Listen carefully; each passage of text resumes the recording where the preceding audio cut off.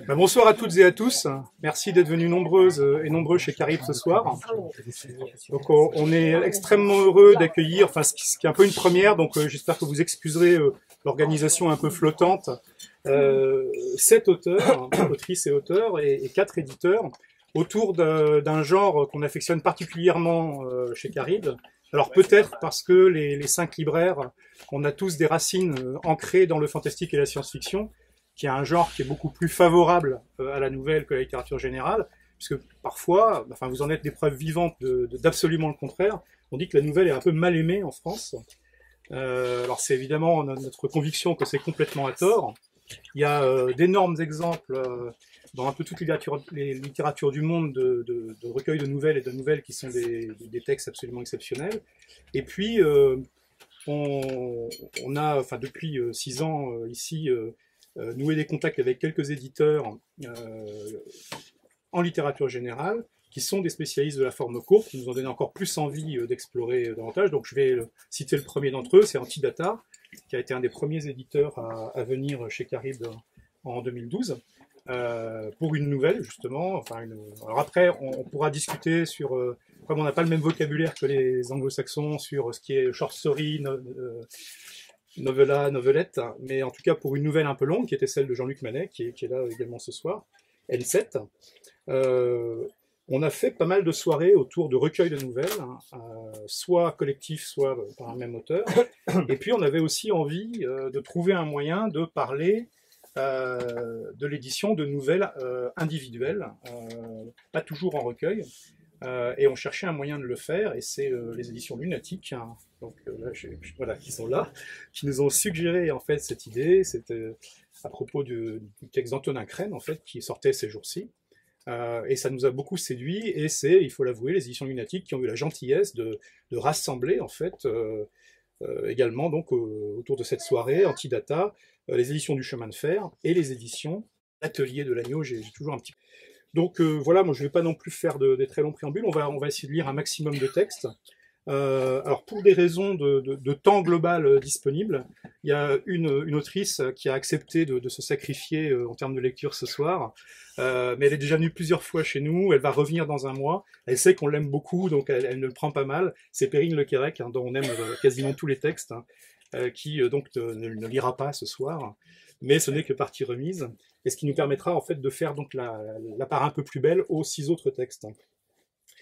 Et donc voilà, et je voulais qu'on commence par une lecture en fait, et donc par le texte de Claire Dumay, Le Yaourt. Donc aux éditions de l'Atelier de l'Agneau. Oui. Le Yaourt, c'est extrait, est-ce qu'on peut dire que ce sont des nouvelles, je ne sais pas ce que dirait l'auteur, peut-être des récits sur l'intime d'une femme, et sont donc des sujets très précis, comme vous voyez, le yaourt. Le yaourt contribue, en tout premier lieu, à me donner la mesure du temps qui passe. À chaque fois que je découvre sur la pellicule hermétique sa date de péremption, je me projette et recense les points forts des semaines à venir jusqu'à ce que mon anticipation trouve sa butée. Il est pour moi l'occasion de mettre en perspective une portion de temps que j'ai vraisemblablement une chance d'atteindre, et cette probabilité me rassure. Sur le plan de l'hygiène alimentaire, je me moque de la date qui figure sur l'emballage. Je consomme régulièrement les yaourts à date largement périmée, sans incidence aucune. Suit l'étape de l'ouverture. Les pots que je préfère, après ceux en terre que je collectionne, sont en plastique rigide. Je n'aime que le yaourt nature, le plus apparenté à la faisselle, brut, apte à tenir droit sur la cuillère et à se démouler en un bloc unique si on le retourne. Quelque chose qui s'assimilerait à un fragment de matière originelle et serait la forme générique de l'idée fixe. Le yaourt nature est le dessert des jours ordinaires, élémentaires, essentiels. Celui que tout un chacun peut manger incognito. À sa surface stagne une substance blanchâtre qui oscille entre l'acide et l'aigre. Le yaourt baigne, exhalant là sa filiation, avec la fonte des eaux ancestrales. Je verse ce liquide trouble dans l'évier et me saisis du paquet de sucre cristallisé. Le plus adapté à la consommation du yaourt est celui préconisé pour les confitures. Un peu grossier, contenu dans un sac en papier craft, sans bec verseur. J'isole et contemple d'abord les minuscules cristaux étalés sur le doigt.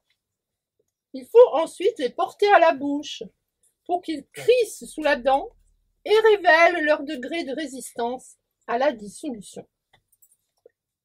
Je dispose d'une couche épaisse de ce sucre à la surface du yaourt en une seule fois, en m'efforçant de ne pas le mêler à l'étage lacté du dessous.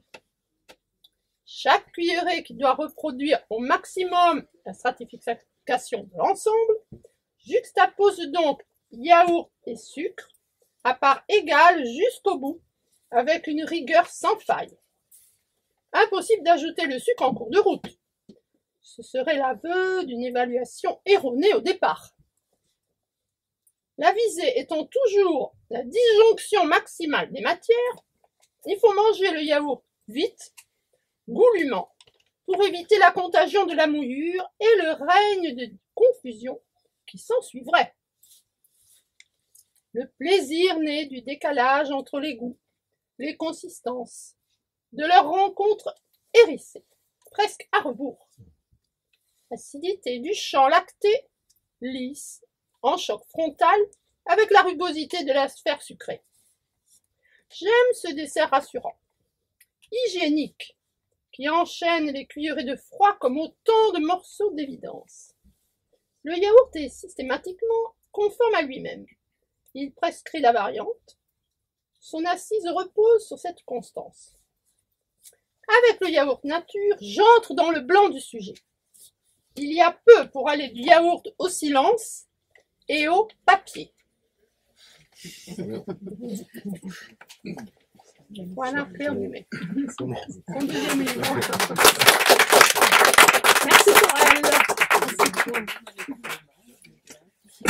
Du coup, j'ai une première question, qui est assez générale, mais qui s'adresse plutôt aux auteurs. En fait, ce soir, il y aura aussi des questions pour les éditeurs tout à l'heure, qui seraient tout simplement, parmi vous, donc certains ou certaines écrivent principalement, voire exclusivement des nouvelles, d'autres, c'est pas nécessairement le cas. Qu'est-ce qui, dans la forme nouvelle, en fait, vous attire particulièrement, vous a attiré particulièrement, vous a donné l'envie? Qu'est-ce qui peut par moment vous poser problème? Sachant, juste pour introduire, moi dans ma vision, mais qui là est toute, à la fois très banale et malgré tout personnelle, ce qui me fascine dans les nouvelles, et on va voir en écoutant plusieurs extraits d'autres textes ce soir, que évidemment il y a énormément de choses très différentes à l'intérieur de la nouvelle. Mais une chose qui me fascine, c'est que dans cette brièveté, alors qu'elle fasse 3 pages ou 30, il y a toujours ce défi de réussir à installer une atmosphère, un climat, une densité en aussi peu de temps, et d'avoir une forme de chute la plus puissante possible, y compris pour des nouvelles qui ne reposent pas nécessairement sur l'art de la chute, là où un roman peut se donner 300, 500 pages, d'arriver à concentrer ça, ce qui représente à chaque fois un défi, et c'est pour ça que moi j'adore lire des nouvelles, c'est qu'il y a toujours ce bonheur. Mais voilà, c'est personnel. Qu'est-ce qui vous a attiré? Donc peut-être, alors, si je ne vais pas demander qui veut bien commencer, mais est-ce que Corinne Pourtot accepterait de répondre? Oui. Alors moi, c'est vrai que j'écris des nouvelles, mais aussi des textes plus longs. Et ce qui m'intéresse dans la nouvelle, c'est quand j'ai un sujet, quand c'est une sorte de cristallisation autour d'un problème, d'un sentiment ou d'une situation. Je vais choisir plutôt la nouvelle, parce que justement, on va installer très très vite, on va dire, la situation initiale ou la situation de crise. Et ce qui m'intéresse à ce moment-là, c'est de voir comment je vais faire évoluer mes personnages. La nouvelle, pour moi, c'est un chemin de crête, c'est-à-dire que il faut être affûté tout le temps au niveau de l'écriture, alors que dans le roman, on a plus le temps d'installer les choses, on peut avoir des lenteurs, on peut avoir des variations de rythme. Dans la nouvelle, il n'en faut pas, il faut être tout le temps très, très rapide et aller tout le temps à l'essentiel.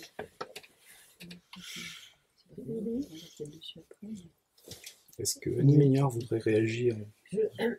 Je voudrais vous dire quelque chose pour calmer votre inquiétude. Tout à l'heure, vous avez dit que la nouvelle n'est pas tellement aimée en France ou qui paraît... Bon, alors, c'est un genre très ancien en France. La première nouvelle dont il nous reste des manuscrits date de 1229. Le début du XIIIe siècle. Hein. La fille du comte de Ponthieu, c'était une histoire de viol en Réunion, de femmes qui est vendue à un sultan, etc., de captifs qui servent de cible vivante aux archers. Enfin, une histoire qui est très contemporaine. On pourrait parler de Tourmente et de Daesh, c'est exactement pareil. Hein. Et donc, il ne faut pas vous inquiéter, la nouvelle est un genre qui a commencé, et je pense que si c'est la première au début du XIIIe siècle, c'est simplement qu'avant, elles étaient racontées oralement, et que voilà, mais il y a toujours eu des nouvelles. Maintenant, c'est vrai que je ne me pose pas de questions. J'écris des romans, hein, et j'écris des nouvelles, et j'ai écrit aussi pour le théâtre. Je ne me pose pas de questions particulières quand j'écris une nouvelle. Je veux dire que j'ai envie de raconter quelque chose, j'ai envie de raconter une histoire. Et c'est l'histoire au fond qui me dit sa longueur, qui me dit son atmosphère, qui me dit comment je vais l'apprendre, qui me dit comment je vais entrer en contact avec elle. Et par exemple, celle-ci que j'ai publiée aux éditions du Chemin de Fer, qui s'appelle La Fête sauvage, j'avais fait 2 versions différentes qui étaient plus courtes, qui étaient et qui ne me satisfaisaient pas. Et finalement, celle-là qui est plus longue, qui a le format d'une novella, hein, puisque c'est-à-dire ce format intermédiaire entre la nouvelle brève et le roman. Bon, c'est un roman court ou une nouvelle longue. C'est celle-là donc que j'ai nourrie ensuite par des informations supplémentaires qu'on m'a données et puis par d'autres réflexions. Elle est donc plus longue et c'est ça, voilà. Là, ça va, c'est bon mais je me dis jamais que je vais écrire une nouvelle ou que je vais écrire un roman. Hein. Je me dis que j'ai envie de raconter cette histoire, puis qui reste sur un coin de la cuisinière peut-être pendant des années ou pendant des dizaines d'années même. Et j'ai envie de raconter cette histoire et c'est elle qui me dit comment faire. Quant à la chute, bon, chez les Allemands, je me suis laissé dire que dans les nouvelles des Allemands, il n'y avait pas de chute. Il y a des nouvelles en France qui n'ont pas de chute. Il y a ça n'est pas forcé qu'il y ait une chute, ça n'est pas forcé que ce soit comme un coup de fleuret, une escrime comme ça, et à la fin de l'envoi, je te touche. C'est pas ça. Il y a des nouvelles qui sont avec une manière de bréviste, qui sont très, je dirais pas condensées, mais on voit la composition, on voit des traits, des lignes, etc. C'est englobé, et puis il y en a d'autres où on énumère, où l'auteur, sa manière, c'est une manière de longuiste, il énumère et il décompose. On peut trouver l'un et l'autre dans les nouvelles. Et dans celle où on découpe, par exemple, Pierre Bergogneau, j'ai lu des nouvelles de lui, on peut pas dire qu'il y ait une chute. Il y a quelquefois une forme circulaire comme ça. Il revient à la fin sur la situation du début. Mais ça n'est pas quelqu'un qui vous fera une chute. Faut pas compter là-dessus. Et pourtant, ce sont des textes très beaux. Et vous voyez, Pascal Quignard, il a fait une espèce de patate bifide qui s'appelle Les tablettes de buis d'Apronénia Vicia, qui doit faire 50 feuillets ou 40, quelque chose comme ça en tout, et qui est partagé en 2 parties. Il y a une vie apocryphe d'une dame apocryphe, d'une patricienne romaine du IVe siècle, à la façon des vies de l'époque, et suivi d'un journal de la dite dame à la façon de Seishonagon, je crois que vous l'avez, Note du chevet. Admirable livre que je vous conseille de lire. Bon, elle peint d'une façon remarquable, cette femme. Enfin, elle peignait au Xe siècle, au XIe siècle plutôt, l'an 1000 japonais. Bon, et Quignard s'est inspiré tout à fait de la façon de faire des listes, des parties comme ça, des paragraphes posés au fil de la plume pour faire ce journal de la patricienne. Bon, j'ai dit que c'était une patate bifide. Il n'y a pas de chute, hein. Il n'y a pas de flèche qui vole, il n'y a pas de voix univoque. On dit souvent une nouvelle, c'est une simple voix, alors que le roman a des voix multiples, c'est faux. Je veux dire, il y a de tout, hein. Et c'est ça.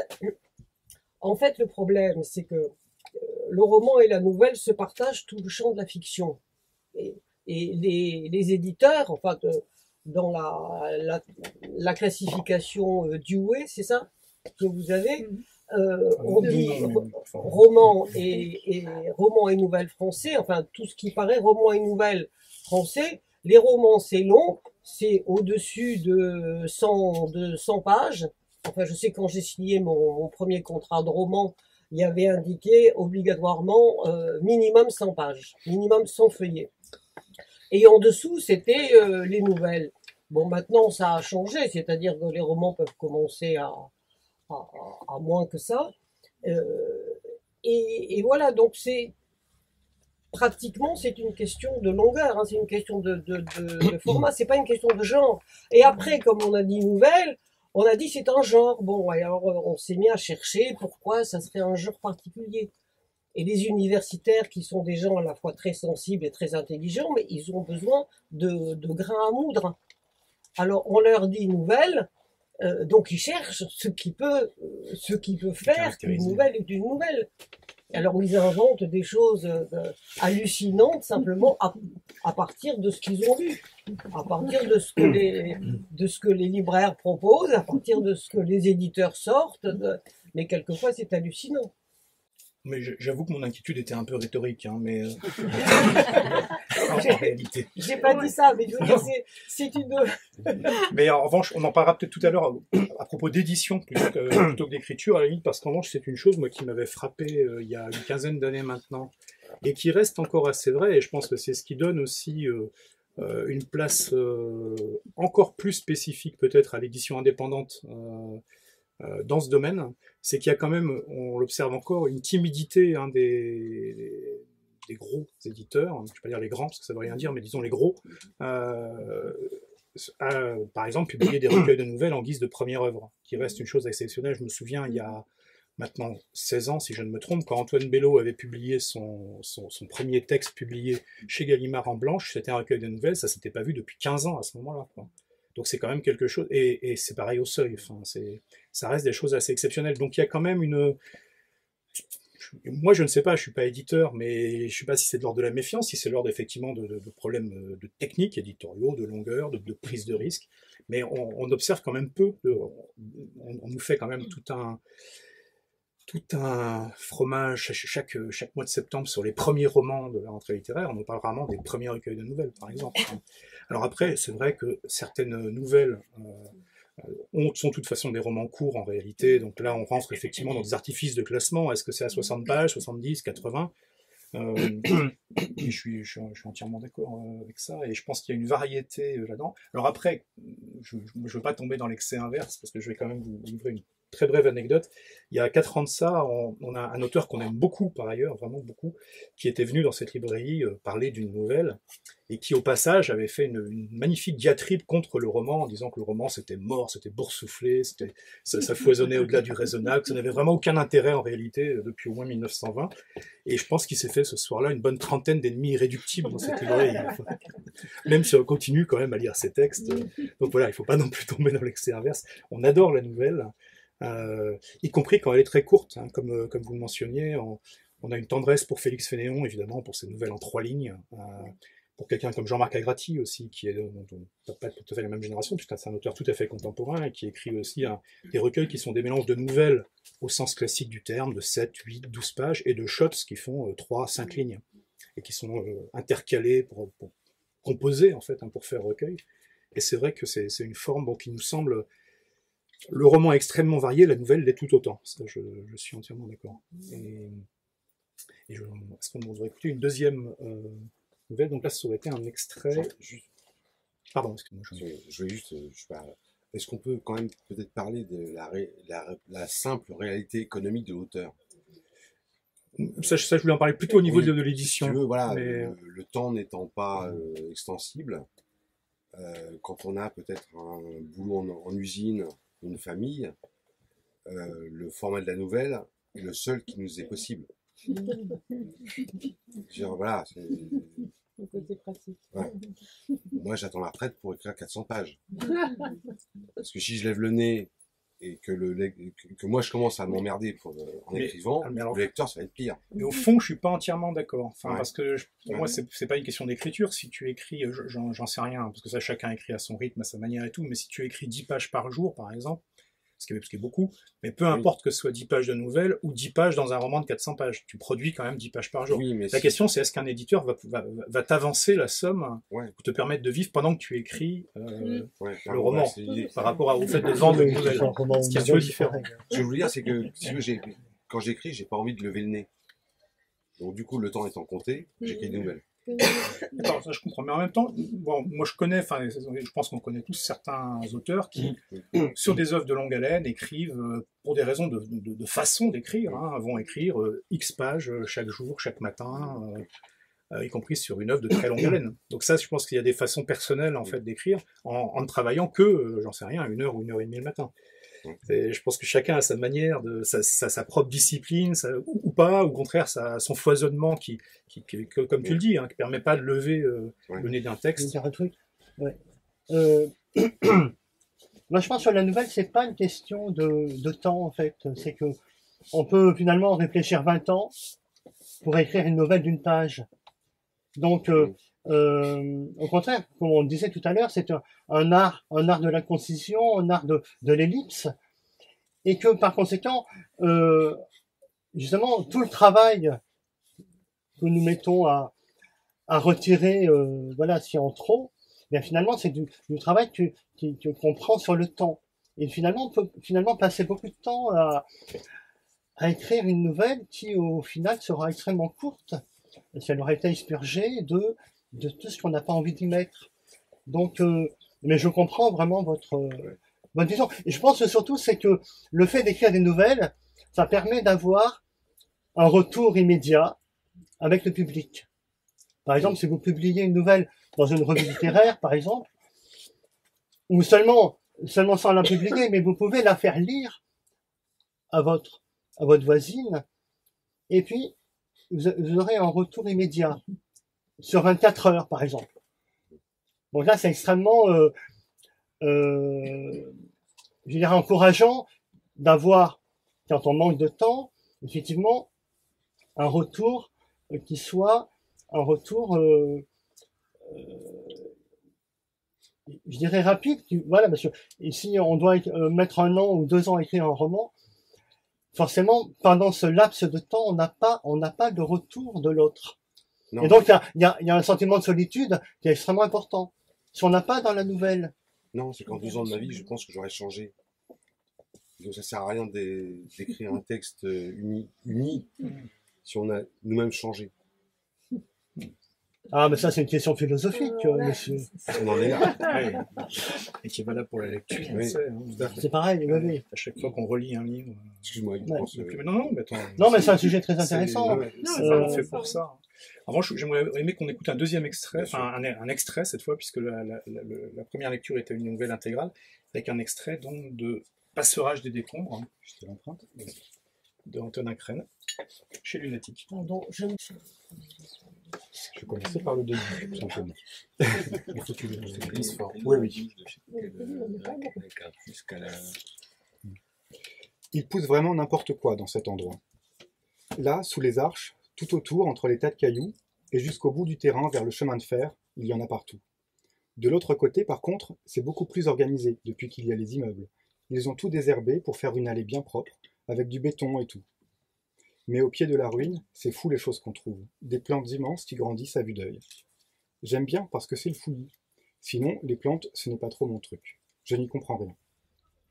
Une fois quand j'étais petit, un grand qui s'y connaissait m'a dit que c'était des plantes rudérales. Ça voulait dire que c'était des plantes qui poussaient n'importe comment sur les gravats. Elle n'aimait pas la jolie campagne, elle ne se plaisait que dans les merdiers comme ici, avec de la caillasse et des vieux bouts de bâtiments qui tombaient en pièces.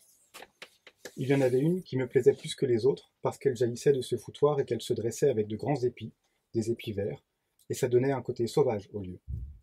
Le grand m'avait dit que celle-là, elle s'appelait passerage des décombres, parce qu'elle poussait dans les décombres, et parce qu'elle passait pour soigner la rage. J'avais trouvé ça marrant. On la voit encore, cette plante-là, et puis d'autres aussi. Les herbes un peu dingues qui pullulent, ça ne s'est pas arrangé. Au contraire, avec ce qui s'est passé, elles sont encore plus folles, les plantes qu'on voit maintenant. Je laisse passer quelques pages et je vous lis un autre extrait. Une fois, Titus a eu un chien. Je ne me rappelle plus comment. Il l'avait eu d'un cousin ou d'un voisin qui le lui avait donné. Il avait voulu l'adopter, et ses parents, ça ne les dérangeait pas. Alors, il l'avait pris pour chez lui. Il était tout petit, c'était marrant. Forcément, il l'avait emmené avec lui pour me le montrer. Et puis on jouait avec, j'aimais bien. Il était minuscule, mais terriblement rapide, et agile comme tout. Il se cachait sous les arbres. Il cavalait sur le talus, et il faisait des petits sauts dans les herbes hautes pour grimper sur la ruine. On était bien installés là-dessus, vautrés dans notre petit jardin. Et Titus m'expliquait tous les trucs qu'il fallait faire quand on avait un chien, le vétérinaire et tout. Et je me suis rappelé le coup de l'herbe qui soigne de la rage. Alors je lui ai raconté l'histoire. J'ai dit à Titus que c'était un grand qui m'avait appris le nom de la plante, un grand qui était au lycée, et que c'était la passerage des décombres. Alors, si le chien la mangeait, on était sûr qu'il n'aurait pas la rage. Ça a bien plu à Titus, mon histoire. Mais le chien n'en voulait pas de la passerage, ça avait sûrement un goût dégueulasse. On lui disait que c'était pour son bien, mais il ne comprenait rien parce que c'était un chien. Titus l'a attrapé, et lui a dit des choses gentilles à l'oreille, et pendant qu'il le tenait bien fort, je lui faisais manger les plantes. C'est toujours mauvais les médicaments, mais il faut bien les avaler. On était contents de nous, mais le lendemain, le chien est mort. Heureusement, Titus ne m'en a pas tenu rancune. Il m'a dit que pour lui, nous deux, c'était plus important que son chien, et ça m'a fait plaisir. Et puis, ce n'était pas vraiment de ma faute, c'était le grand qui avait dû se bourrer avec son explication sur les plantes.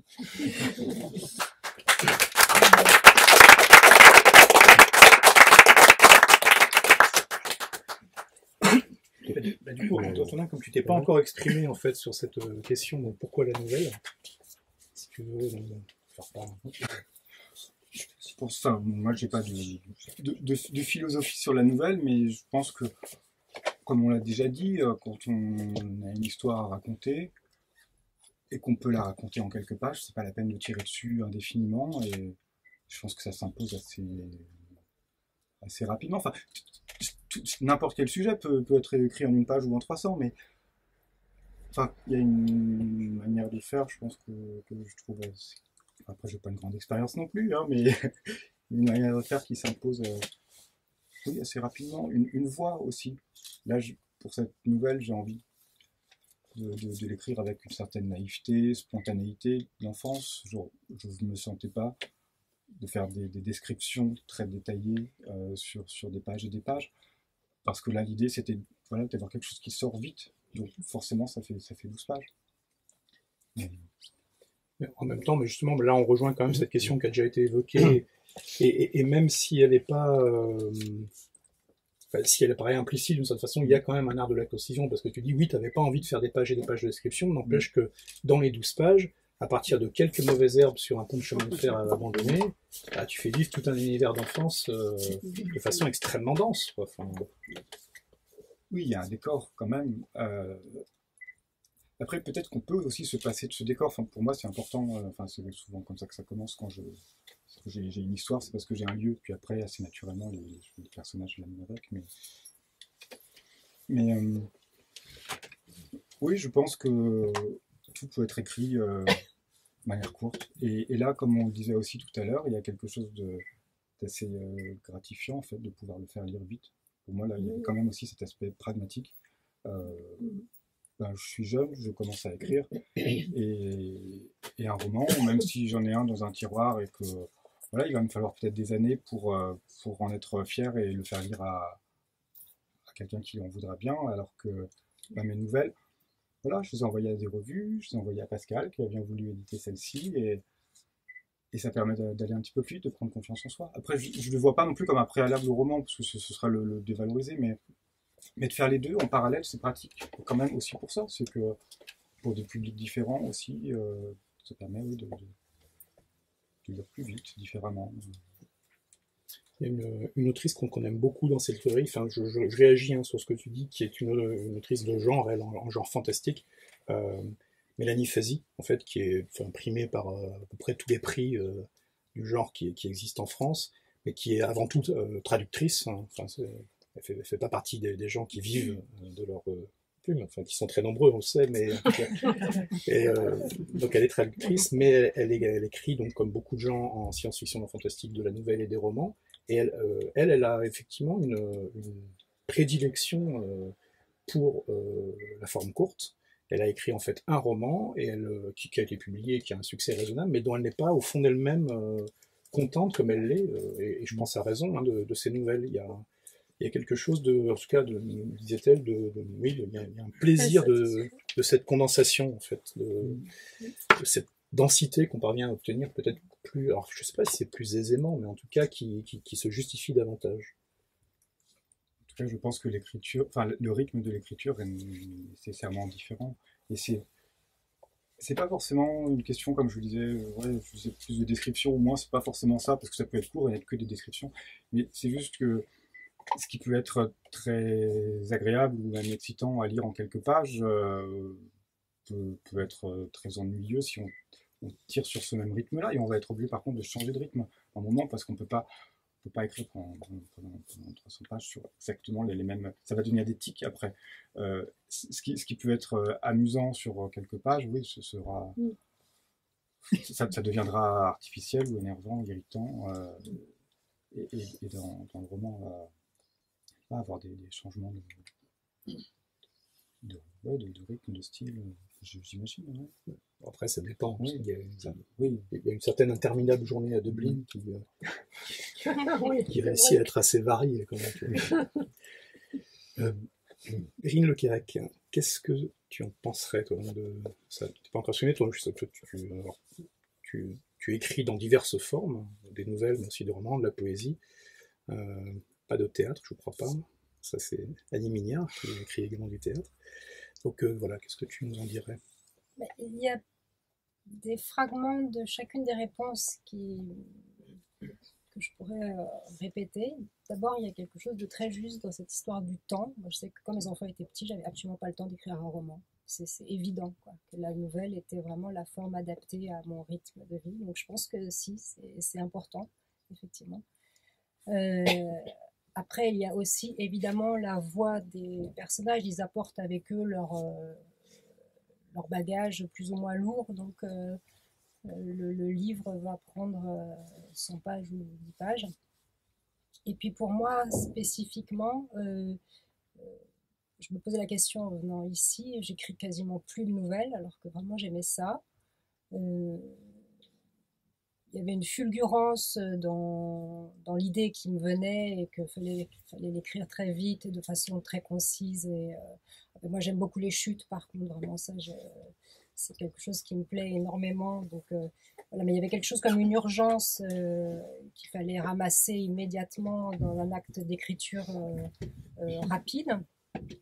Et maintenant, je m'installe beaucoup plus parce que je travaille plus la langue, je pense. Et je pense que les personnages dont je m'occupe dans mes romans ont une part de mystère tellement importante à mes yeux qu'il me faut du temps pour percer ce mystère, beaucoup plus que dans les personnages qui habitent mes nouvelles. Et ce temps-là, il va s'étirer sur les pages, des pages et des pages, et sur un travail sur la langue qui est très différent entre mes romans et mes nouvelles. Ça, voilà. Donc je pense que c'est vraiment le mystère que je dois percer ou essayer de percer qui m'amène à écrire long, enfin plus long. Parce que mes romans ne sont pas très longs non plus, mais en tout cas plus longs. Ouais. Je pense que c'est flagrant. Enfin, si vous avez lu ou si vous avez l'occasion de lire ce recueil de Perrine Lequérec, donc Tête blonde chez Lunatique, c'est effectivement, je pense, il y a, enfin, pour moi, dans l'écriture, il y a la même filiation poétique que dans tes romans plus récents. Mais effectivement, c'est des nouvelles qui sont terribles par la puissance de leur chute, enfin, aussi de là où elles nous emmènent de façon un peu vertigineuse. Donc c'est vraiment d'excellents textes. Mais c'est vrai qu'il n'y a pas, comme tu le dis, hein, l'épaisseur mystérieuse qu'il va y avoir dans le personnage du plancher, du prénom a été modifié ou de l'apparition. Enfin, là, c'est des personnages qu'il faut le temps de maîtriser, de découvrir, de conquérir presque, hein, dans les replis de leur complexité. Là, on est dans quelque chose d'assez différent. C'est vrai qu'on voit quand même deux éclairages là, pour quelqu'un qui en écrit dans les deux types. Mais j'aime bien ce que vous êtes déjà plusieurs à avoir dit, l'idée que c'est un peu le personnage ou le lieu ou l'idée qui va imposer finalement la distance. Parce que moi, de façon plus naïve, hein, je pourrais me dire, mais après tout, c'est aussi une décision d'auteur. On pourrait décider, bah oui, je vais en faire 600 pages. Enfin, si on a le temps, les ressources économiques, etc. Mais en détaillant, et sans... Alors, évidemment, hein, on va pas prendre l'exemple on en connaît tous, hein, des romans qui justement le remplissage est visible, quoi. On se dit bah ouais, il y en a 600 pages, mais mon Dieu, en 120 pages, c'était bon, quoi. Mais il y a aussi des romans, honnêtement, dont les 600 pages ou les 800 pages sont absolument remplis, quoi, hein, et vifs, et donc je trouve ça fascinant. Il y a peut-être aussi le fait que dans la nouvelle, ce qui peut nous intéresser, c'est une seule situation ou la réponse d'un personnage à une situation dans laquelle on le place, alors que dans le roman, on a envie d'explorer plusieurs situations, on a envie d'installer aussi les actions en posant un passé du personnage, en essayant de montrer de quelle manière il est conduit à réagir de telle ou telle manière, alors que dans la nouvelle, on est sur quelque chose de beaucoup plus ramassé. Une situation, un stimulus peut-être psychologique ou une situation de crise très importante du personnage, et puis ce qui nous intéresse, c'est de traiter la manière dont il va affronter cette situation ou ce stimulus, qu'il soit psychologique ou qui vienne de l'extérieur. Peut-être. Enfin, c'est incroyable, c'est que finalement, on soit finalement toujours obligé de se justifier quand on écrit des nouvelles. Bon, je crois qu'il n'y a pas de règle et que alors si on demande à un peintre, par exemple, qui peint, voilà, il va faire un tableau par jour, alors que d'autres vont, voilà, et si on va lui poser la question de savoir pourquoi il a mis si peu de temps, ou voilà. Et alors ça ça existe depuis que la nouvelle existe aussi. Hein, y a quelque chose qui inquiète beaucoup les gens. Alors c'est vrai que sur un plan éditorial, on dit que c'est vraiment toujours une catastrophe. Et puis en fait, on s'aperçoit que les nouvelles sont toujours là. Et puis, quand même, quand vous rencontrez quelqu'un dans la rue, hein, vous lui dites bonjour, alors quelle nouvelle, hein. Donc la nouvelle est quand même quelque chose qui nous poursuit et qui est là. Voilà, et qui souvent sont des instantanés de vie aussi, et d'ailleurs c'est très intéressant par rapport à la nouvelle, c'est par rapport au sujet de cinéma. Vous remarquerez que beaucoup de films sont inspirés de nouvelles. Pourquoi? Parce que comme si la nouvelle arrivait à sortir l'essence de quelque chose qui va donner envie aux réalisateurs, aux producteurs d'en tirer un long métrage. Donc c'est très intéressant ça. Donc, ce dont on parlait tout à l'heure, voilà, de se concentrer de quelque chose qui fait que voilà, il y a une sorte de matière qui contrairement au roman, on va pas être déballé de façon narrative du début de A à Z, mais qui va être au contraire soit ombré, soit suscité, soit et donc finalement poser des questions, ouvrir des portes, enfin, et c'est vrai qu'on est toujours, voilà, on cherche chacun à expliquer pourquoi on aime la nouvelle, pourquoi on l'aime plus. Et c'est intéressant, ouais. Non, mais c'est particulièrement intéressant parce que c'est entièrement juste. Je pense que ça serait venu à personne. Enfin, je crois pas, en tout cas, hein, je suis pas suffisamment historien littéraire, mais je pense pas qu'on ait demandé à Balzac, à Flaubert, ou un peu plus près de nous, à Borges, mais pourquoi vous écrivez pas des romans, au moment où ils écrivaient des nouvelles, pourquoi ils écrivaient une nouvelle? Alors qu'il me semble que c'est en effet quelque chose qu'on entend plus souvent aujourd'hui, particulièrement pour des jeunes auteurs, disant bon, vous avez fait quelques nouvelles, c'est bien, maintenant le roman quand. Oui. Enfin, et ça, c'est vrai que ça a un côté à la fois irraisonné, assez brutal, et puis, enfin, je crois que les réponses là, le montrent hein, dans leur diversité, c'est que il n'y a pas de règles. Enfin, bon, voilà, j'ai parfois l'impression qu'il y a une certaine logique éditoriale, mais on en parlera un peu plus tout à l'heure, qui essaye de peser en fait pour avoir je sais pas, peut-être qu'il y a un effet d'échelle quand on imprime 400 pages plutôt que 60, hein, probablement, enfin, quelque chose de cet ordre-là, enfin, que ça revient moins cher à la page, enfin, je sais pas, mais c'est quand même frappant. Sur des salons, moi j'ai entendu des gens qui reposaient gentiment mes recueils de nouvelles en disant dans la nouvelle, j'ai pas le temps de m'installer dans l'histoire. J'aime pas lire des nouvelles parce que j'ai envie de m'installer dans une histoire, j'ai envie que le livre m'accompagne longtemps. Et moi, ce que j'aime dans la nouvelle, c'est de trouver une certaine forme de virtuosité de l'auteur, justement, dans l'art de la formule ou dans l'art de l'ellipse, comme on disait tout à l'heure, ou de la suggestion en peu de moyens. Mais après, ça, c'est effectivement, c'est peut-être un plaisir de littéraire qui s'attache plus à la forme du texte, au travail de l'auteur, que simplement plonger dans une histoire et se laisser porter par des péripéties, des aventures. Moi, je trouve que la nouvelle aussi, ça correspond au temps d'aujourd'hui parce qu'on est souvent dans des transports et je trouve que les poèmes ou les nouvelles, c'est un temps aussi, un temps de voyage. On va choisir quelque chose d'un peu plus long si on prend un train. Si on prend un métro, ce sera plus court. Moi, je trouvais que la nouvelle, c'était plutôt pour maintenant, c'est des temps courts. Parce que reprendre un roman où le métro arrive, où est-ce que j'en suis bon, je connais des gens qui cochaient à chaque fois avec un stylo, un crayon où ils en étaient, puis qu'ils reprenaient. Alors bon, moi, on n'en finit plus. C'est un de mes arguments avec la collection Ouais. 36e dessous. J'appelle ça, parce que je suis parisienne d'origine, donc j'appelle ça les petits livres métro, c'est Voilà. dans un trajet. Ouais. C'est vrai que les gens aiment bien aussi. Mais là, vous m'avez piqué ma question de conclusion. Ah. Mais bon, c'est pas grave, je trouverai autre chose. Mais je trouve frappant ce que vous dites, parce que moi, je m'interroge depuis un certain nombre d'années, enfin, je suis pas le seul, mais dans un genre qui est la science-fiction, où justement, à la différence de la littérature générale, l'énorme majorité des auteurs, enfin 95% des autrices ou des auteurs, écrivent aussi bien des nouvelles et des romans et au long cours. Alors parce que ce genre, pour des raisons historiques, cette fois d'éditorial, c'est vraiment ancré dans la nouvelle au départ, au point que les fameux romans de l'âge d'or des années 40 et 50 sont en réalité ce qu'on appelait des fix-up, c'est-à-dire des assemblages de nouvelles où on met des rustines pour que ça fasse roman à la fin, ce qui leur donne parfois d'ailleurs un côté à la construction un peu maladroite quand on les lit en 2017, mais avec de la matière, avec une matière phénoménale à l'intérieur. Mais c'est vrai qu'en revanche, sur des auteurs qui ont déjà une certaine production, une certaine carrière, on voit quand même qu'il y a certains auteurs qui, dans la durée, sont quand même bien meilleurs dans leurs romans, dans leurs nouvelles, et d'autres, c'est exactement l'inverse. Puis après, il y en a quelques-uns qui sont vraiment bons, quoi qu'ils fassent, enfin, tout le temps, mais bon, c'est pas non plus la majorité des auteurs. Il y a toujours des points forts ou des endroits où on se sent plus à l'aise, des gens qui sont peut-être plus à l'aise sur des distances longues, justement, où on a prend du temps pour l'installation, pour mettre du décor, pour fournir du détail à la pelle, enfin, et de façon correcte, hein, je veux dire, pas justement un remplissage des blancs et en boursouflure. Puis au contraire, d'autres qui aiment plus, ou qui sont mieux armés, ou qui sont plus à l'aise quand on est dans l'incisif, dans des choses où au contraire, où on va transmettre l'atmosphère par des choses plus ténues, mais extrêmement vivaces.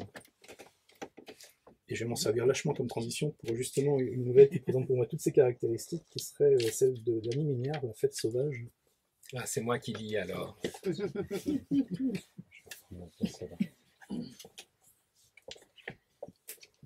Alors Annie m'a demandé de lire à sa place. Je vais lire le début, je vais pas... Un soir de juin des années 1980, dans le centre de l'Italie, un petit garçon courait par la campagne autour de son village. Un petit garçon de 5 ans, bondissant, léger comme un bouchon. Si vous allez dans la campagne, à cet endroit, près des maisons, vous trouverez une pelade plate et très étendue qui a un air de garrigue méditerranéenne. La végétation est clairsemée, rabougrie ici et là en petits buissons. Elle s'accroche à son calcaire comme écrasée par le soleil, et elle sent fort l'odeur aromatique des cystes. Même les pins n'y poussent que de loin en loin.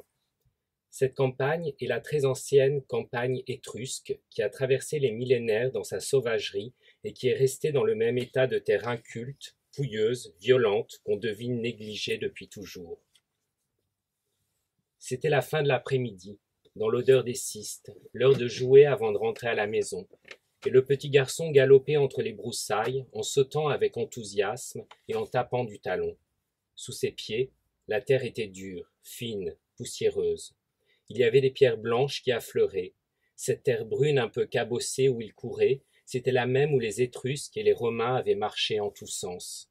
Et plus près de nous, des barbares, des bergers avec leurs bêtes, des voyageurs à pied ou à cheval, des Toscans, des soldats français ou autrichiens, des générations et des générations d'Italiens avaient trébuché sur ces cailloux et soulevé un peu de cette poussière au passage. Jusqu'à cette fin d'après-midi paresseuse de juin, dans la lumière rousse et chaude qui n'en finit pas, où déboule le petit garçon. Il fonce au galop contre les rayons obliques du soleil qui décline, en criant « tra, tra, tra ». Et pour lui seul, tout d'un coup, sous ses pieds, le vide. La terre avala l'enfant. Il passait par là, elle s'ouvrit et le goba. Cela se fit dans le grand silence de la campagne, parce qu'on pense toujours au grondement de la terre quand elle tremble, son souffle morne et puissant, son roulis qui se fend sous vos pieds, les cris, le fracas. Ici, rien de tel. L'escamotage est plus vif qu'un trait. L'enfant disparut sans dire ouf dans un trou sur son chemin, une bouche ouverte qui attendait depuis toujours. Et sans doute au cours des siècles, quelqu'un qui passait tout près avait fait un écart en disant à ses compagnons « C'est dangereux ça, il faudrait le boucher ». Et les autres, après un coup d'œil, auraient répondu « Mais non, c'est un terrier » ou bien « C'est un trou de renard ». Les croquis à la une des journaux affichés au kiosque le montraient bien. Une glissoire verticale dans le calcaire, à 10 degrés près, un œsophage avec quelques étranglements où peut tout juste s'engouffrer un corps souple de 5 ans. De glissade en étranglement, l'enfant s'immobilisa pour finir dans un goulet à 20 mètres de fond. On songe à l'avancée par saccade d'un petit veau qu'un boa engloutit. L'éternité agit, un bref instant d'éternité, la terre repue n'avait qu'à se rendormir sans même cligner un œil sur sa digestion. Les sucs dissolvent la vallée, il n'en reste plus trace, ce qui entre dans les entrailles de la terre n'en ressort jamais.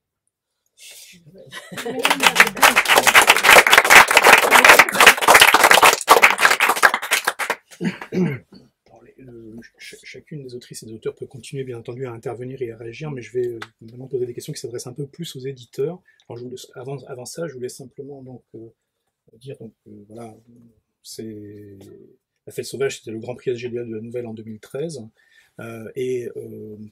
c'est un texte magnifique qui réussit à mêler deux registres qui sont rarement, que je trouve rarement confrontés de façon aussi à la fois brutale et poétique, c'est-à-dire un registre de mythologie, on l'a entendu, une mythologie vraiment tellurique, de quelque chose de très fort, et en même temps quelque chose qui est de l'ordre du fait divers et de la réaction de masse de la foule en fait face aux faits divers.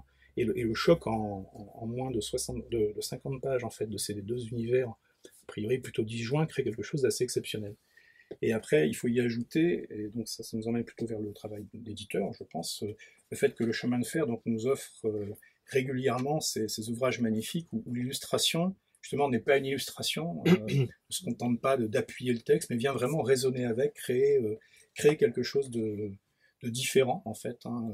Et là, dans le cas de Fête sauvage, les illustrations d'Emmanuel Tête sont particulièrement somptueuses. Et réussissent à apporter quelque chose sans jamais dévoiler en fait en avance par rapport au texte ce dont il retourne. D'ailleurs, la SGDL avait... D'abord, je pense que c'était la première fois que la SGDL justement donnait le prix à une seule nouvelle et pas un recueil. Et elle avait donné le prix à Annie et à Emmanuel Tête, c'est-à-dire que c'était le premier dessinateur, illustrateur qui avait le Grand Prix de la Nouvelle aussi, mais je pense parce qu'effectivement il y avait un tout dans... Non, je trouve que c'est vraiment flagrant parce que une autre nouvelle qui n'a absolument rien à voir avec du chemin de fer, où cette résonance entre l'illustration et le texte est particulièrement spectaculaire. Je vais jamais réussir à le prononcer, mais c'est une nouvelle où il est question d'un élan. Tricfeu Cotard. Voilà. Tu peux le redire? Tricfeu Cotard. Elle doit être là sur le meuble du milieu, mais c'est une nouvelle incroyable. Et là, pareil, le jeu entre le texte et l'image est particulièrement saisissant.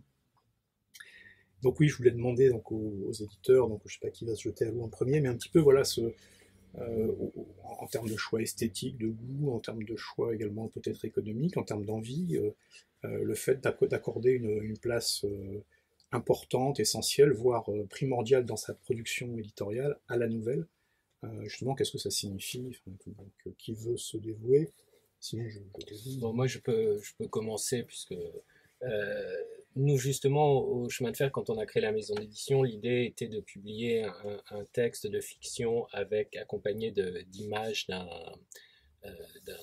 dessinateur, et il nous semblait, d'un point de vue purement pratique, matériel, que pour qu'il y ait un équilibre entre les deux, il fallait rester du point de vue du texte sur la forme courte. C'était la première chose. La deuxième chose, c'est que, alors, par rapport à tout ce qu'on a dit sur la nouvelle, on n'a pas dit une chose, c'est que la nouvelle est quasiment toujours publiée, et là pour des raisons uniquement économiques, en recueil. Et ce qui fait qu'on oublie souvent que ce sont des textes qui sont absolument indépendants les uns des autres, et des textes à eux seuls. Et donc l'envie de publier justement à chaque fois, alors une nouvelle un peu longue, novella, je ne sais pas comment l'appeler, mais montrer aussi que par rapport à ce que peuvent dire les lecteurs, c'est-à-dire je n'ai pas le temps d'entrer dans l'univers d'une nouvelle. Et très souvent, c'est pas que les lecteurs n'ont pas le temps d'entrer dans l'univers d'une nouvelle, c'est qu'ils lisent un recueil de nouvelles comme on lirait un roman. Donc évidemment, on rentre dans une histoire, on re-rentre dans une histoire tout de suite après, etc. Donc il y avait ça. Et la troisième et dernière chose que je dirais, c'est que j'ai beaucoup aimé ce que vous disiez, c'est que la nouvelle, par excellence, mais je pense que le roman devrait l'être aussi, et quand Annie Ernaux disait qu'il n'y avait pas de différence fondamentale, c'est qu'une nouvelle ne peut se permettre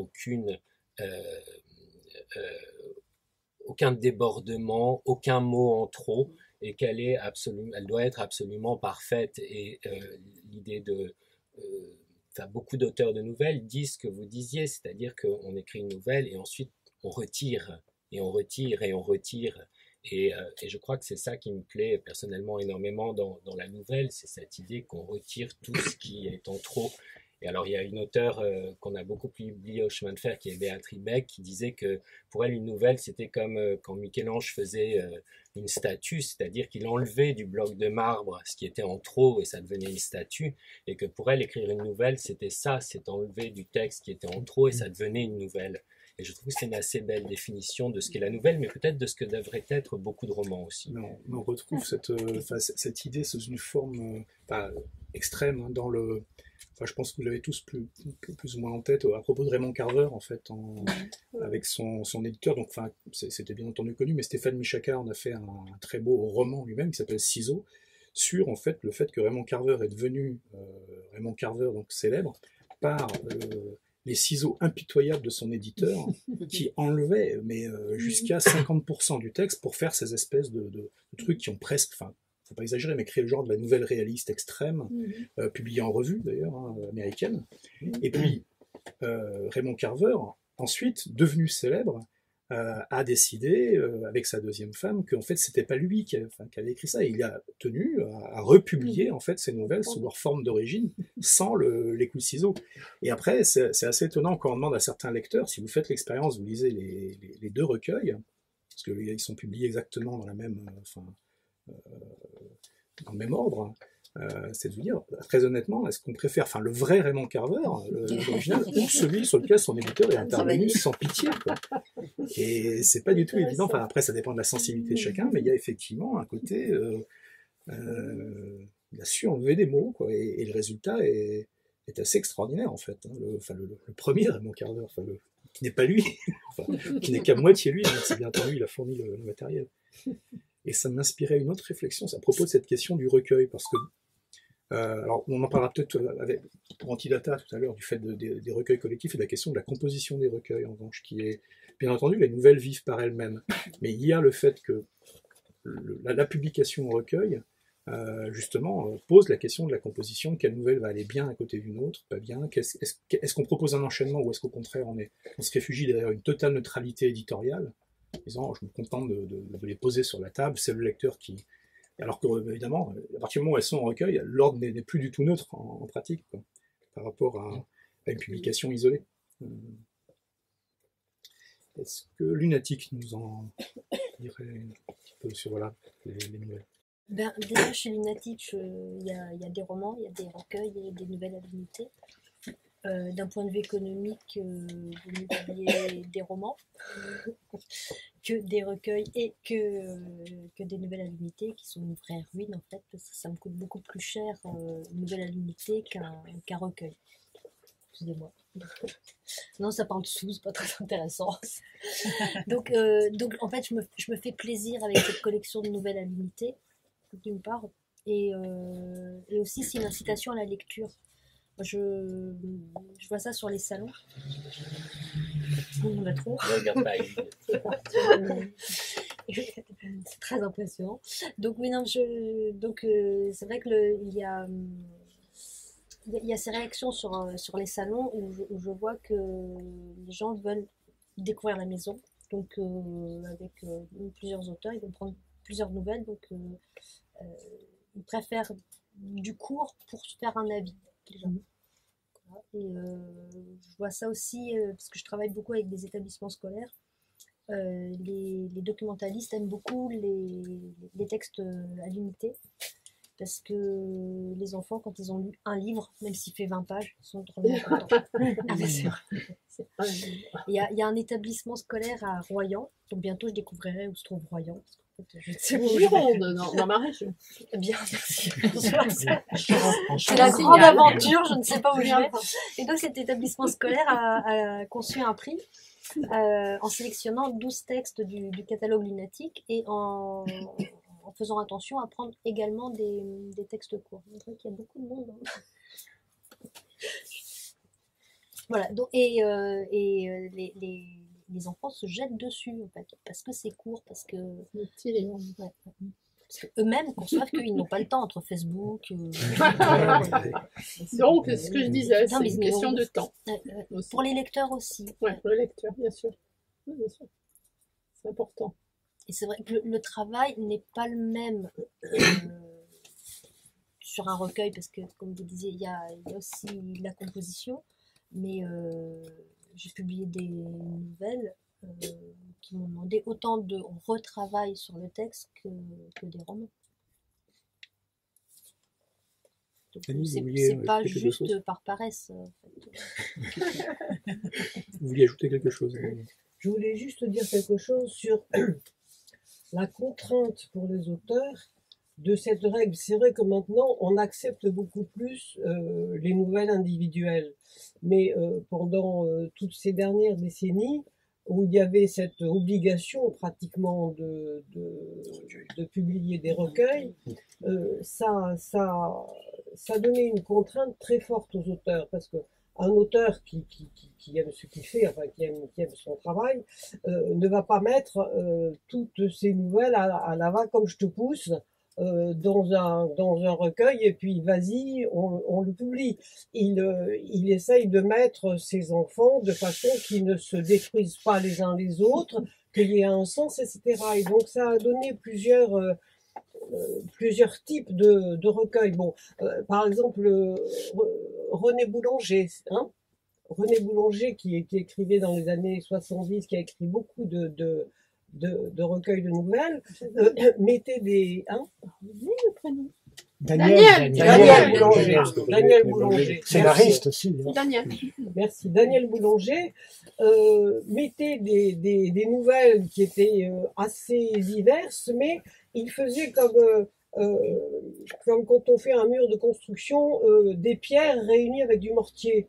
Et il mettait du mortier entre ces nouvelles, et par exemple les nouvelles du chemin de ronde, du tour de ville, quelque chose comme ça, où entre ces nouvelles, il mettait une espèce de texte qui parlait de la ville et de ses chemins, et qui servait comme ça de lien entre ces nouvelles qui n'avaient aucun rapport. Mais ça lui donnait l'impression d'avoir fait au moins une œuvre. Bon, il y en a d'autres qui, je sais pas, Paul Fourdel, les petites filles, ou les grosses rêveuses, ou etc.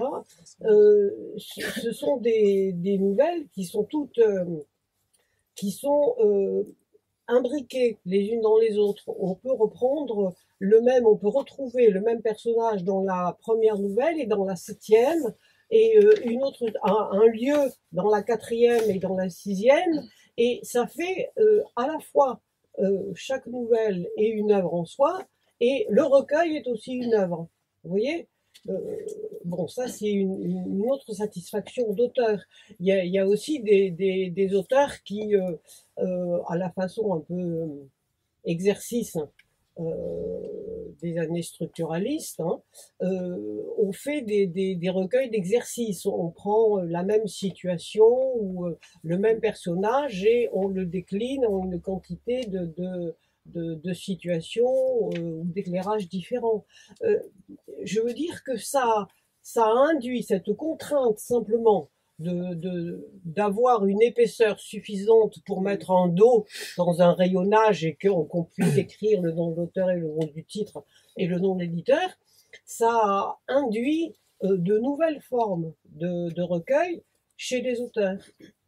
Maintenant, on voit ça moins puisque les auteurs ont quand même plus de liberté d'écrire des nouvelles individuelles. En tant qu'éditeur, on a aussi la difficulté à convaincre le diffuseur, par exemple, en 1 minute.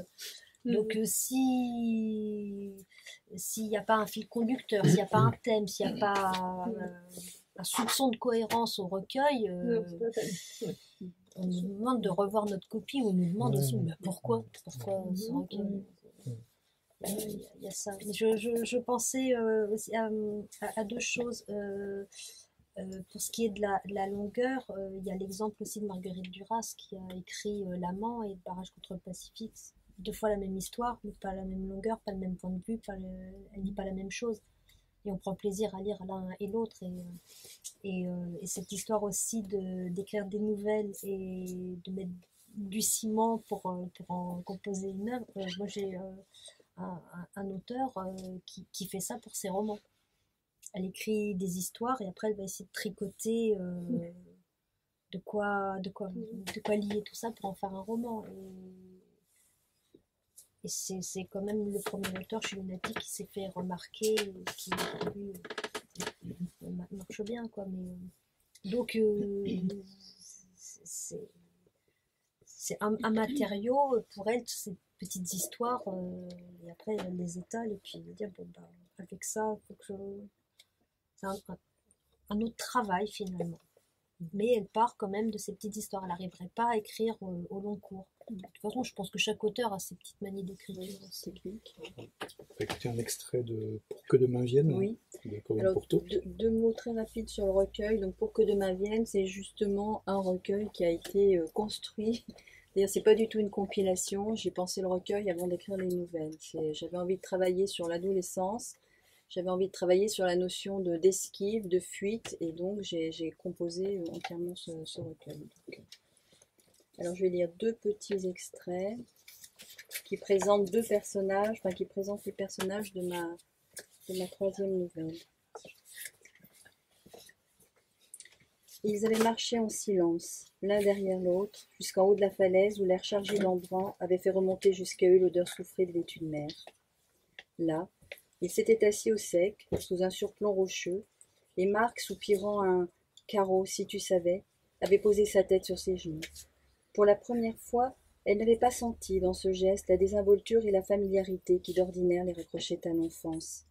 Il y avait eu au contraire quelque chose d'impérieux, de possessif et de sensuel abandon en même temps. Puis il avait tourné son visage vers elle, un petit rire d'excuse avait fusé de ses lèvres pleines, dans lesquelles elle avait été prise d'une envie soudaine de mordre doucement. Elle n'en avait rien fait, bien sûr. Cependant, Marc avait dû sentir cette impulsion. Il s'était relevé brusquement et il était resté nerveux le reste de la journée. Depuis ce moment, les choses n'avaient plus jamais été les mêmes. Des années, il s'était touché sans y penser, s'était emmêlé les bras et les jambes dans leur jeu d'enfant, avaient appuyé leurs têtes l'une contre l'autre sous la lumière d'une lampe pour feuilleter le même livre d'images. Des années, ils s'étaient empoignés, ils avaient chahuté, roulé ensemble sur la pelouse ou sur le sable. Et d'un seul coup, au retour de cette promenade sur la falaise, ils ne s'étaient plus touchés. C'est grâce à lui, si elle est venue au monde. C'est du moins de cette manière que leurs parents ont toujours énoncé la chose, si bien que petite, elle voyait en Marc celui de qui sa vie entière dépendait. Il était plus âgé qu'elle d'une petite année seulement, mais longtemps elle avait vu en lui une sorte de magicien dont la volonté pouvait suffire à infléchir le cours de son existence. Plus tard, elle avait compris en quoi la démarche d'adoption de Marc avait eu, ou pas, le fonctionnement du psychisme si mystérieux, une influence sur le fait que sa mère était tombée enceinte au moment où elle n'y croyait plus. Ils étaient donc arrivés à la maison en même temps, ou presque. Marc avait 11 mois quand elle était née, si bien que son secret pouvait être gardé sans heurter la logique ni les mathématiques. Le fait qu'ils ne soient pas véritablement frères et sœurs, qu'il n'y ait pas entre eux de lien du sang, ils avaient trouvé cette expression dans un roman de pirate quand elle avait 8 ans, les avait beaucoup perturbés quand ils avaient été en âge de l'apprendre. Ils avaient alors ressenti leur lien de parenté, qui s'avérait ne pas en être un biologiquement, comme une anomalie, presque une tare, qui devait demeurer cachée, le secret de Marc, qu'elle avait rituellement juré de ne jamais révéler au cours d'un pacte de sang. Un véritable pacte de sang, dans l'été qui avait suivi la révélation, sous le même surplomb rocheux, en haut de la falaise. Marc avait emporté le petit couteau qui lui servait à détacher les coquillages de la roche, et lui avait entaillé la pulpe du pouce avant de faire de même pour lui. Elle n'avait même pas senti la douleur, tant la solennité presque mystique du moment l'avait bouleversée. Et par leurs 2 plaies ouvertes, ils avaient mêlé leur sang.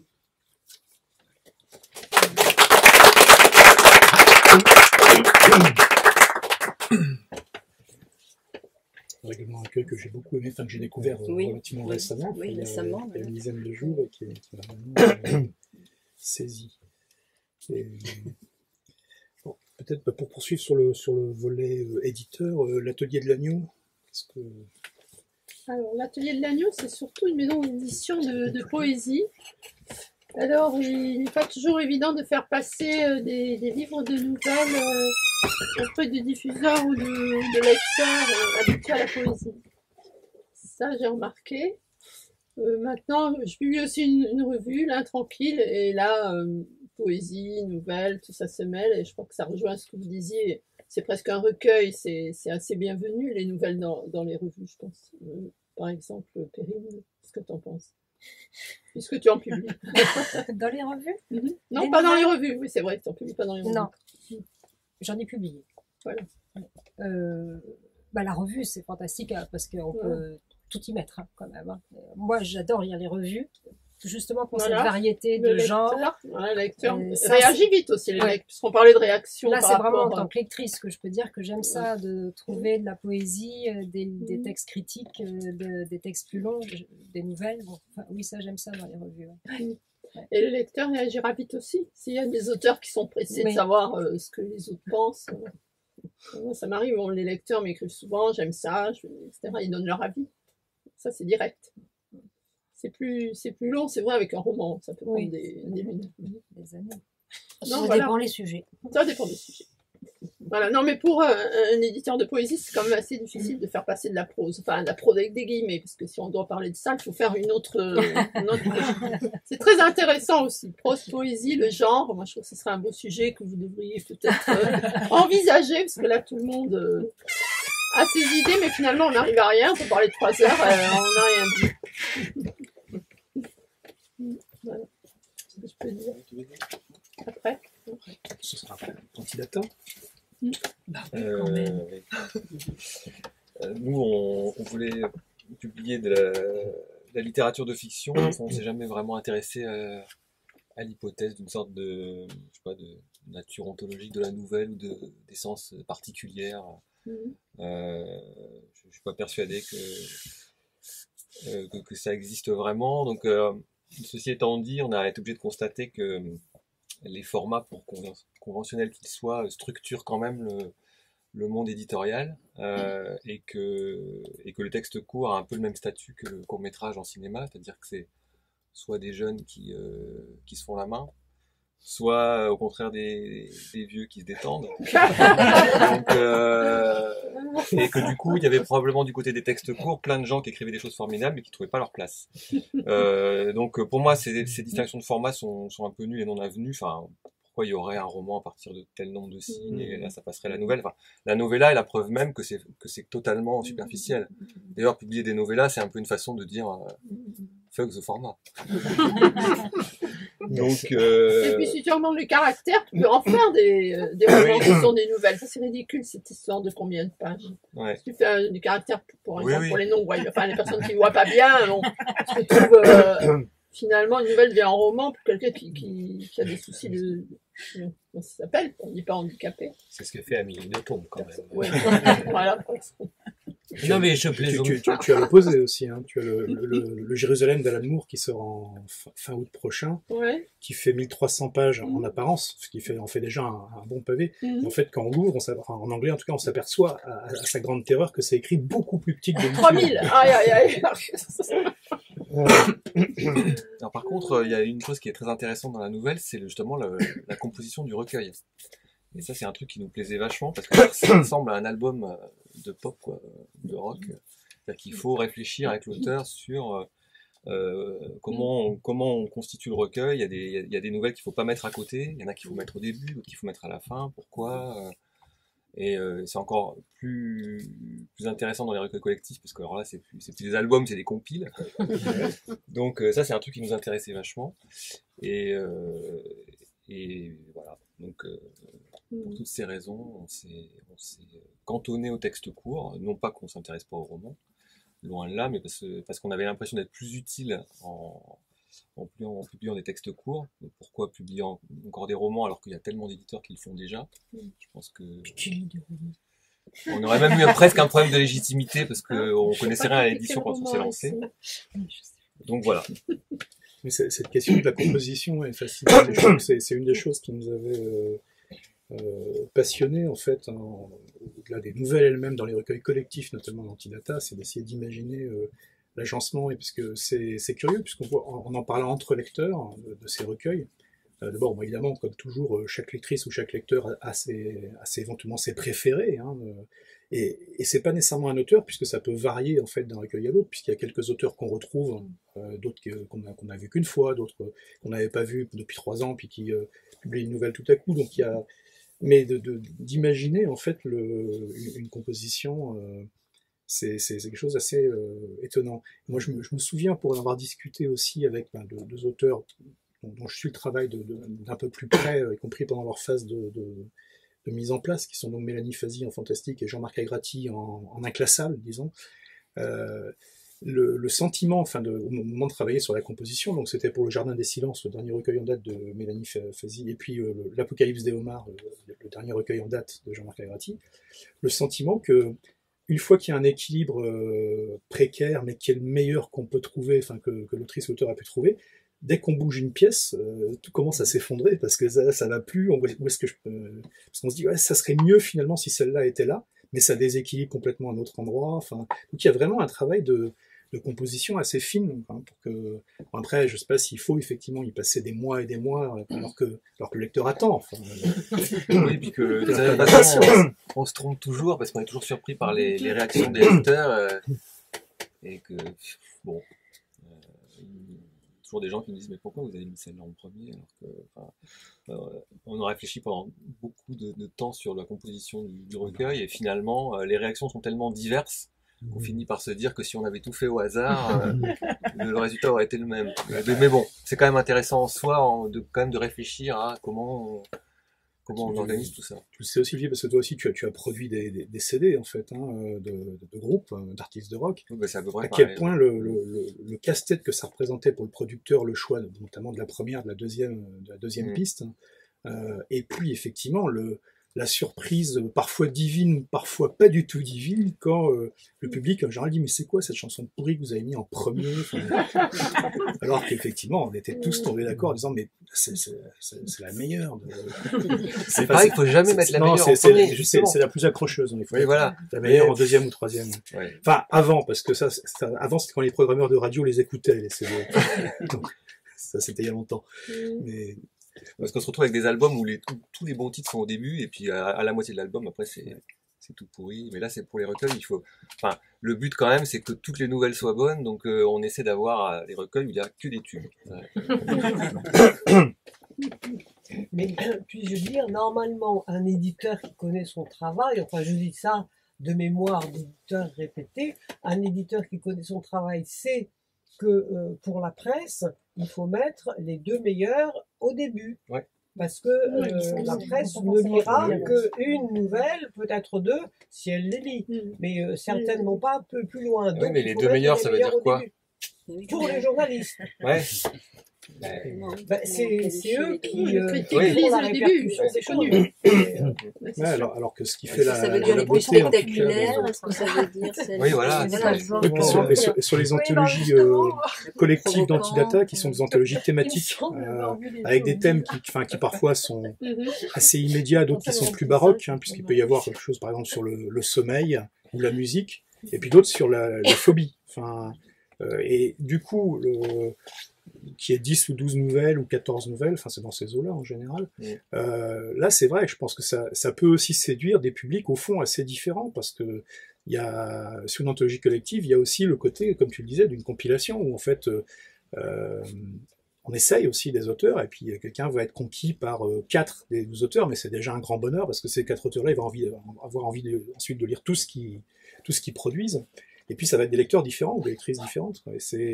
Et moi, je trouve ça assez étonnant, ces anthologies collectives. C'est quelque chose qui nous a beaucoup séduit en tant que lecteur et en tant que libraire. Alors que c'est effectivement quelque chose qui n'est pas très fréquent. Par rapport ensuite à ce que représente le travail de composition qui est complètement différent de la matière qui vient d'un même auteur ou d'une même autrice. Je vais écouter un extrait de Françoise Favretto, donc à l'atelier de l'Agneau. C'est Jean Estombe qui dit. Françoise Favretto est éditrice. Je viens de vous lire un extrait d'une nouvelle d'un recueil de Claire Dumay, un livre qu'elle vient de publier.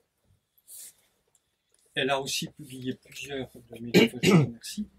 Mais elle est aussi auteure. Et donc auteur-éditrice ou éditrice-auteur, comme vous voulez. L'Arrachoir 2, il y a eu précédemment l'Arrachoir 1, c'est le 6e de ses livres en tant qu'auteur. Et donc je vais vous lire la première nouvelle de ce recueil.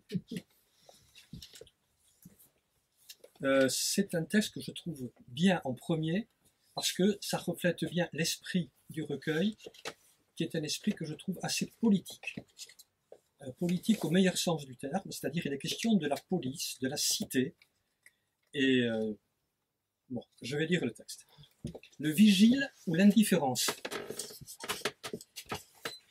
Le centre culturel de Ménora semble avoir été déposé tel un oiseau malade par un architecte de haut vol. Ses ailes sont en effet dissymétriques. Construit loin du centre et des commerces, il attire surtout les amateurs de théâtre, de danse et de musique, qui se garent sur un agréable parking ombragé de plein parasol. Exceptionnellement, ce dimanche, le centre affiche sur la verrière, au-dessus de la porte automatique, ouvert de 9h à 13h, vente au bénéfice des réfugiés syriens. Parmi les exposants, dont moi, c'est Françoise Favretto qui parle, parmi les exposants, dont moi, 3 femmes ensemble. Belinda, sa mère, et une amie de sa mère, tiennent une grande table, bien installée dans l'entrée, un lieu privilégié. Les promeneurs passant là par curiosité, ne peuvent pas les rater, d'autant plus qu'elles sont habillées de rouge. Un dimanche matin, qui passerait volontairement la porte d'un centre culturel en sortant de l'église, en face, ou en revenant du marché? À cet endroit si ténu qui désigne le passage entre l'extérieur et l'intérieur, et tel est le cas dans quantité de lieux publics de la planète, se tient les jambes en X, un vigile embauché pour l'occasion au Manpower 3 rues plus loin. Notre garde, large d'épaules, arbore un costume brun frais sorti du pressing, sur une chemise blanche impeccable dont le col reste ouvert. Rien finalement de très étonnant. Il correspond au schéma qu'on se fait de ce genre de métier interlope, offert à ceux qui n'en ont pas. Cependant, et voilà une situation surprenante, il est partie prenante du contenant. Au lieu de mener le jeu de celui qui vit sans cesse sur la ligne de démarcation, le nez au-dessus du niveau des autres et toujours dans un état d'attention maximum, il est plein d'intérêt pour ce qui se passe à l'intérieur, prêt à négliger la sécurité du passage pour discuter de l'actualité qui nous réunit. Cette déveille, d'ailleurs, ne lui portera pas la poisse. Il ne se passera rien ce matin-là. Petit à petit, il entre, puis s'approche des premiers vendeurs militants, et plus tard s'en va rigoler amplement devant une fille qui lui plaît et qu'il veut faire rire aussi. Quand il s'aperçoit qu'il a oublié sa charge, il revient à grands pas en sautillant et demande soudain au premier venu d'ouvrir son sac à dos. Renonce ensuite pour les suivants à la surprise générale. Ils avaient tous défait leur sac ou entrouvert leur sachet en arrivant en même temps. Finalement, un garçon pas très sérieux a y regardé de près. Contexte favorable à la scène qui suit. 6 personnes s'avancent, rien dans les mains, l'air de savoir où elles vont. Un véritable commando qui cloue le vigile sur place. Il n'a rien à leur demander, rien à vérifier, laisse passer, remarquant à peine les tenues neutres de cette petite armée culturelle. Gris, bleu clair, même pas de noir, ce qui au moins pourrait être une couleur vive se dégageant du groupe, qui tout de suite vire à gauche, emporté presque à la tort. Puisque le jeu des transparences va jusqu'au dernier étage, le vigile les suit du regard. On les retrouve qui passent sur la mezzanine du 3e, sonnant à une petite porte métallisée qui s'ouvre instantanément. La flotte s'y engage comme vers une grotte sacrée. J'en reste quand même soufflé. Et Belinda aussi, car nous avons cru reconnaître à la tête de ce groupe le directeur d'un autre centre de la région. Nous le connaissons bien pour avoir organisé des expositions avec lui. Il n'a pas daigné regarder vers nous. Il n'a fait attention à rien, comme s'il entrait dans une gare pour se précipiter en retard vers un train. Un peloton de journalistes accourt soudain du parking. Le premier arrivé demande à la stagiaire volante, occupée à discuter avec le vigile, « Est-ce qu'on peut voir le directeur ?»« De qui voulez-vous parler? Ici, il n'y a qu'un directeur. » De derrière ma table, observant la scène, je vole quand même à leur secours. « Oui, vous pouvez monter au 3e et sonner là-haut, vous les trouverez. » Ils poursuivent leur chemin en ignorant les œuvres d'art mises en vente au profit de la Croix-Rouge syrienne. Profit de la Croix-Rouge en Syrie, pardon. A-t-on pourtant inscrit sur une banderole. Ils suivent à la lettre la direction indiquée, disparaissent suite à la meute des grisards. Ça en fait 9, constate la mère de Belinda en riant jaune. Oui, et j'ai compté 6 visiteurs depuis l'ouverture. Il est 10 heures, ça commence mal. Le garde intervient. Motiver des passants un dimanche de rentrée alors que la plupart s'occupent de défaire les valises et de remplir les cartables, c'est comme tenter de soulever un éléphant. Et il fait le geste.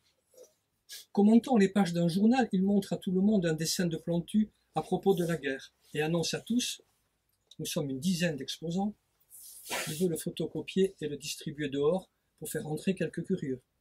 Il refranchirait alors volontiers la ligne. Ma proposition de réaliser une affiche à partir du dessin n'est pas retenue.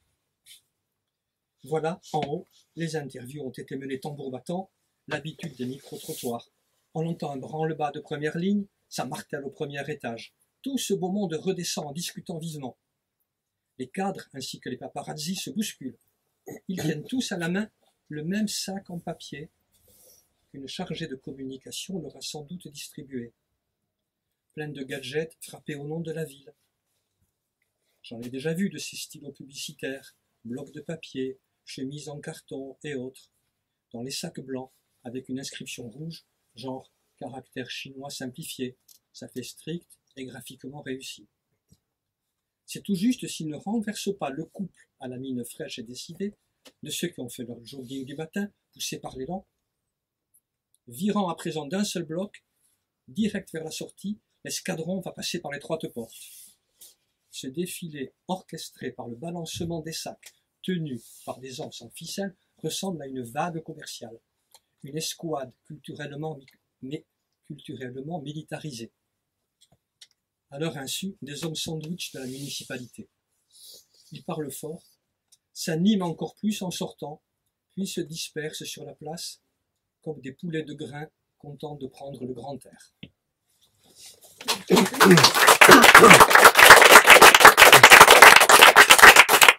C'est le premier texte donc de ce 6e livre de Françoise, auteure, éditrice en l'occurrence. De temps en temps, quand j'ai le temps. J'ai pas beaucoup de temps. Donc, avant une dernière lecture, en fait, et comme l'heure tourne, je voulais conclure en quelques mots. Donc simplement, je crois une chose qui se dégageait en fait de cette discussion, c'est qu'il n'y a pas vraiment de spécificité de la nouvelle au fond. C'est que c'est autant une mosaïque que le roman, que la contrainte de taille, elle existe, mais elle n'est pas vraiment calibrable. Enfin, donc c'est un univers passionnant. Donc ce qui m'amène à avoir quelques considérations pragmatiques, c'est qu'un gros avantage en revanche qui est là par rapport au roman, c'est que dans un univers, ça a été mentionné au début, où le temps se fait rare et fractionné, on a parfois l'impression, lectrices et lecteurs, d'être toujours moins disponibles en fait pour se plonger dans des textes vastes. C'est d'avoir justement cette espèce d'intelligence de l'économie en fait de la lecture par rapport à une nouvelle. Ça, c'est en tant que lectrice ou lecteur. Mais l'avantage non négligeable aussi, c'est que c'est pas très cher, donc ça permet d'en acheter beaucoup pour faire des cadeaux. Pensez-y. Également, ça fait pas peur aux gens à qui vous les offrez, parce que justement, c'est des textes relativement courts. Qui vont se dire, tiens, je vais essayer, alors que si vous offrez un volume de 800 pages, je me dis, ça va pas. Et donc, c'est une raison excellente pour donc profiter du fait qu'il y a des auteurs vraiment magnifiques ce soir, avec des textes, dont vous avez entendu ces extraits qui sont vraiment, pour des raisons toutes différentes, très attachants, qui a 4 éditeurs, dont on aime beaucoup le travail, et qui est toujours agréable de soutenir des gens dont on aime le travail. Donc surtout n'hésitez pas à remplir vos sacs et vos mallettes, ils vous remercient, et la librairie aussi. Voilà, et on va écouter un extrait d'un texte un peu différent d'Hervé Mestron, donc Cendre de Marbella. Un peu différent. Voilà, parce qu'il est un peu plus long. Oui, un peu plus long. Déjà, je voudrais remercier Olivier des éditions Antidata pour s'être engagé sur un texte qui au départ était destiné pour moi pour la jeunesse. Ceux qui me connaissent savent que j'écris beaucoup pour les ados. Et là, j'avais vraiment le projet de destiner ça pour les jeunes adultes. Et à ma grande surprise, ça s'est pas du tout passé. Alors, pour différentes raisons, évidemment, il y a des gros mots, mais ça raconte aussi l'itinéraire d'un dealer qui étant né, finalement né d'une dynastie de dealers de cité, projette de sortir, de se libérer de ses fers à un moment donné, et donc il s'aperçoit il se rend compte que pour s'émanciper, il va falloir qu'il gravisse les échelons de la pyramide. Et en fait, plus il va grimper dans les échelons de la pyramide, plus il va prendre de risques. Et donc ce texte, je pensais que il allait pouvoir franchir je dirais la censure des éditeurs qui publient pour la jeunesse et qui prétendent savoir ce que les jeunes ont besoin, ce qu'ils veulent lire. Et je me suis trompé. Donc, merci. Et du coup, ça m'a permis, comme j'avais un peu déconnecté aussi avec le monde adulte, de me reconnecter à travers une novella. C'est-à-dire une novella, c'est une nouvelle, mais un peu plus, qui est un peu étirée au lavage, donc qui a 80 pages. Et donc, j'ai pu donc revenir dans le circuit un peu adulte. Voilà. J'ai pas l'habitude de lire mes propres textes, mais comme c'est une soirée un peu particulière, normale, autour de la nouvelle, donc voilà, on va y aller. Au pif, Tout, pas les 80 pages. Je vous rassure tout de suite. Non, vous pouvez, mais...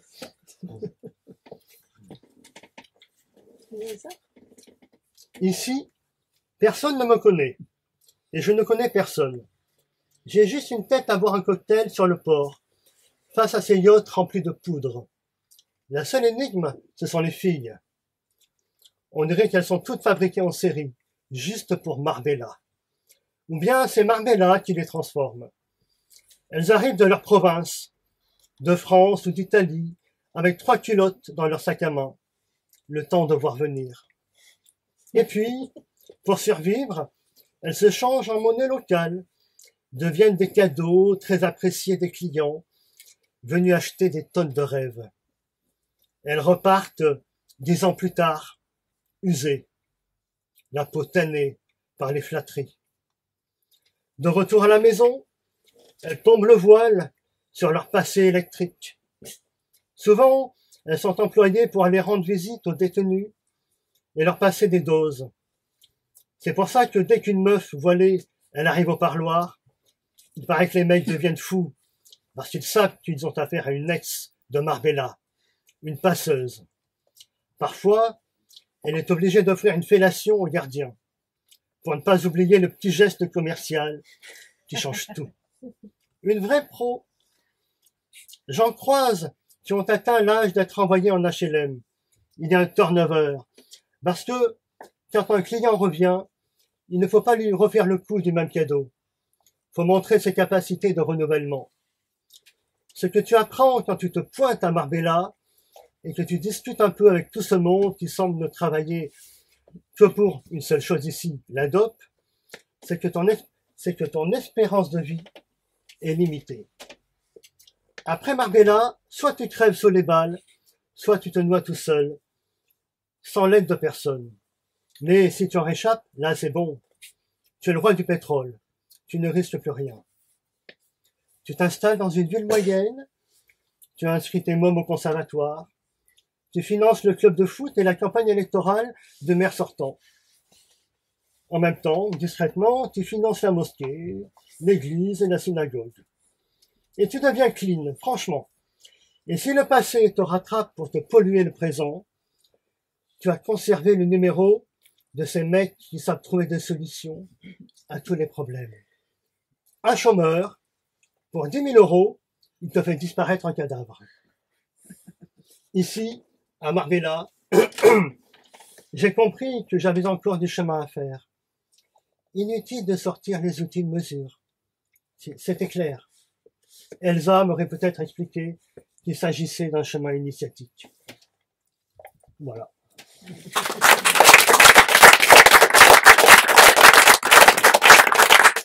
Voilà, donc merci beaucoup à Perrine Lequérec, merci beaucoup à Corinne Porto, merci beaucoup à Hervé Mestron, merci beaucoup à François Soreto, merci beaucoup à Annie Minière, merci beaucoup à Antonin Crème, merci beaucoup à Lunatic, merci beaucoup à Antidata, merci beaucoup à l'Atelier de l'Agneau, et merci beaucoup à vous. Non, j'ai oublié le chemin de fer. Enfin, quand même. Oui, à Carib, si vous voulez également. En tout cas, merci à toutes et à tous d'être venus pour cette soirée qui pour nous est une première, mais qui nous donne envie de, qui nous fait songer en tout cas à en faire d'autres. Merci beaucoup. Merci.